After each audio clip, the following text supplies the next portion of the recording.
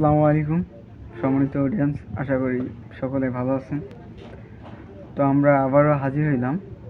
মূলত আজকে শিখাবো দুইটি টপিকগুলোর ভিতরে যে দুইটি সমস্যা সেটি হচ্ছে একটি রোটেশন উল্টা, মানে রোটেশন দুই প্রকার, প্লেন মেশিন এবং তার বিপরীতটা, আর ইরর 5 যে আছে এটা সংশোধন করব।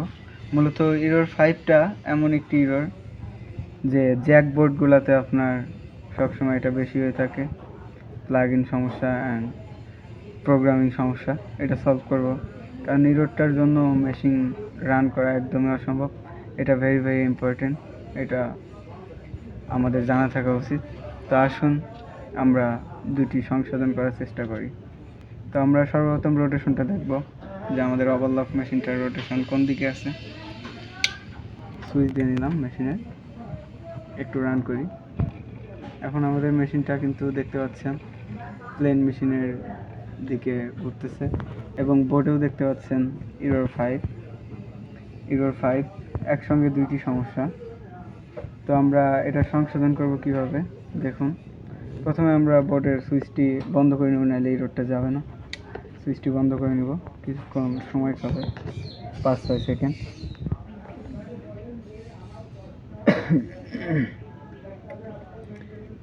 বন্ধ হওয়ার পর কোনো বাটন প্রেস করা লাগবে না, সুইচটা অন করব।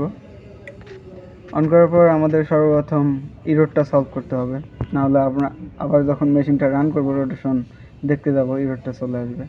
তো আমরা আগে ইররটা সলভ করব।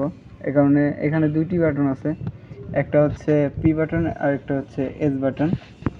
তো আমরা পি বাটনটা প্রেস করে প্রোগ্রামে ঢুকবো। প্রোগ্রামে ঢোকার পর ইউ আছে, তারপর এন অন আছে। এই এন অনটা আমাদের অফ করে দেওয়া লাগবে, ঠিক আছে। এটা হচ্ছে ইরর 5-এর মানে মূলত যে প্রোগ্রামিংটা, এটা অন আছে। তো আমরা এটা এস বাটন প্রেস করে অফ করে দিব, দুইবার প্রেস করে অফ করে দিয়ে আবার আমরা পি বাটনে প্রেস করে সেভ করে নেব, ঠিক আছে। তো এখন আমরা মেশিন চালালে দেখতে পাচ্ছেন ইররটা আসবে না। তো আমরা লোটেশনটা কিন্তু প্লেন মেশিনে আছে, তো এটা আমরা ঘোরাবো। এখন আবারও আমাদের পি বাটনে প্রেস করা লাগবে, প্রেস করে ইউ আসবে। তারপর এন, ওই প্রোগ্রামিংটা অন ছিল 0 করে দিছি, ইরর 5 চলে গেছে। তারপর যে বি আসবে, বিটে হচ্ছে আপনার রোটেশন, ডাবল এসে ডাবল প্রেস করলে রোটেশনটা ঘুরে যাবে। তারপর পি ব্যাক দিয়ে আমরা সেভ করে নেব। তারপর এখন দেখুন, এখন কিন্তু আমাদের মেশিনের দুটি সমস্যা সমাধান হয়ে গেল। এখন আমার ইরর আসবে না, মেশিনও সঠিক পজিশনে রান হচ্ছে। তো আজকের মূলত টপিক এই দুইটাই ছিল।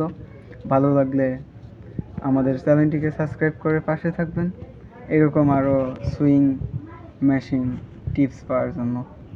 ভালো লাগলে লাইক, শেয়ার, কমেন্ট করবেন।